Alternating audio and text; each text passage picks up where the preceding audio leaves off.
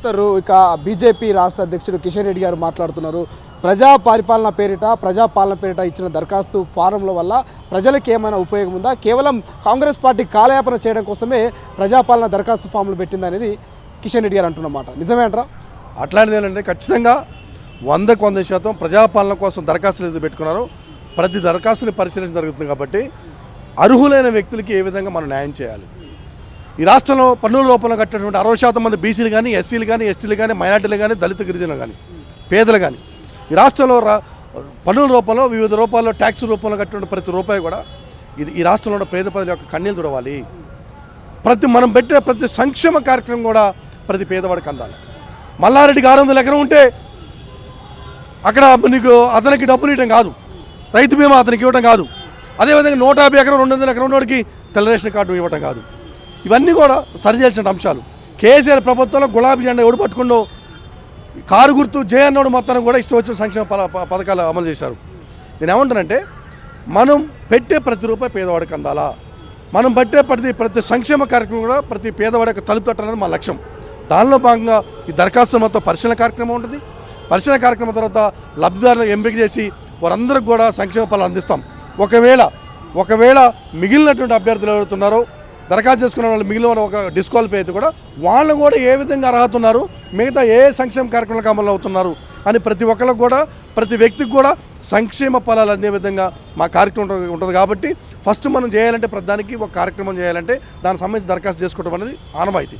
ఆ ఆనవాయితీ ప్రకారం మేము తెలంగాణ వ్యాప్తంగా మాకు దరఖాస్తు చేసుకున్నాం కాబట్టి దీనిలో ఎవరు ఎటువంటి అనుమానం లేదు. ప్రతిపక్షం వాళ్ళు చేసేటువంటి అబద్ధం మాట ఎవరు నమ్మొద్దు అని చెప్పి ఈ సందర్భంగా తెలియజేస్తున్నాం. కానీ ఇప్పటికే రాష్ట్ర ప్రభుత్వం దగ్గర అన్ని రకాల డేటా ఉంది. పెన్షన్దారుల డేటా కావచ్చు, రైతు బంధుకు సంబంధించిన రైతుల డేటా కావచ్చు. సో అన్ని డేటా కూడా నిమిషాలు అనుకుంటే కంప్యూటర్లలో ఆల్రెడీ స్టోర్ ఉంది. ఎందుకు ఈ దరఖాస్తు ఫారంలు పెట్టింది అనేది వాళ్ళ ప్రశ్న. ఏం చెప్తారు? అదే మేము చెప్పేది, మీ దగ్గర ఉన్న డేటా మొత్తం కూడా ఏంది అనర్హుల డేటా ఉంది. మీరు ఇచ్చినటువంటి ఏది కూడా సక్రమంగా అమలుపరచలేదు. 90 లక్షలు ఉన్నటువంటి 90 లక్షల తెల్ల రేషన్ కార్డులో ఎంతమందికి అర్హులకి ఇచ్చారు మీరు? 200 ఎకరం 150 ఎకరం ఉన్న తెల్ల రేషన్ కార్డు ఉంటుందండి ఈ దేశంలో, ఈ రాష్ట్రంలో ఉంటుందా?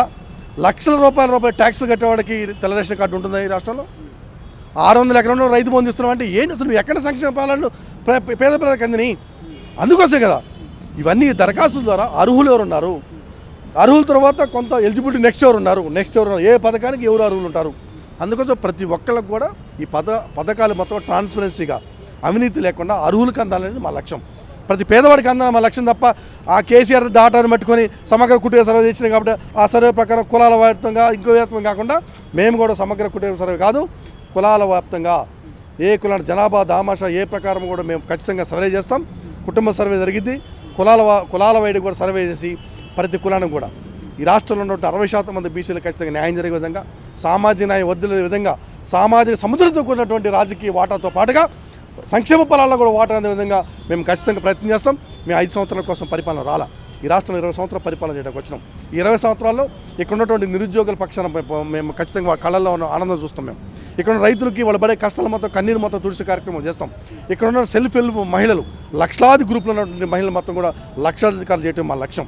ఇక్కడ ఉన్నటువంటి నిరుద్యోగులు వారు ఏ విధంగా ఉద్యోగాలు చేయాలా, ఉద్యోగాల నోటిఫికేషన్ ఏ విధంగా చేయాలా, ఏసీ నోటిఫికేషన్ ఏ విధంగా ట్రాన్స్పరెన్సీగా అవినీతి లేకుండా క్రమబద్ధంగా న్యాయబద్ధంగా వారు చదువుకున్న వాళ్ళందరూ కూడా ఉద్యోగాలు వచ్చే విధంగా ఏ విధంగా చేయాలనేది మా లక్ష్యం. కాబట్టి ఎటువంటి అవినీతి లేకుండా, ఎటువంటి పైరవీలు లేకుండా, ఎటువంటి డబ్బు మార్పిడి లేకుండా ఈ విధంగా ఈ పరిపాలన చేసి పేద ప్రజలకు సంక్షేమాన్ని అమలుపరిచే విధంగా మా పరిపాలన ఉంటుంది. కాబట్టి 20 సంవత్సరాలు ఖచ్చితంగా అధికారులు మేము ఉంటామని తెలియజేస్తున్నాం. ఇది మొత్తం మీద కేటీఆర్ చేసినటువంటి వ్యాఖ్యలు ఏవైతే ఉన్నాయో మేనిఫెస్టో, కాంగ్రెస్ పార్టీ మేనిఫెస్టో 420 అనేటువంటి వ్యాఖ్యల మీద ఇప్పటికే అధికార పార్టీ నేతలంతా బగ్గుమంటున్నటువంటి పరిస్థితి మనం చూస్తున్నాం. చూద్దాం మరి ఏం జరగబోతుంది. ఇప్పటికే మంత్రులంతా కూడా కేటీఆర్కు కౌంటర్ ఇచ్చేందుకు కూడా సిద్ధమవుతున్నటువంటి పరిస్థితి. సో చూద్దాం ఏం జరగబోతుందో. కెమెరా పర్సన్ అజయ్తో శ్రీశైలం, తొలి వెలుగు, హైదరాబాద్.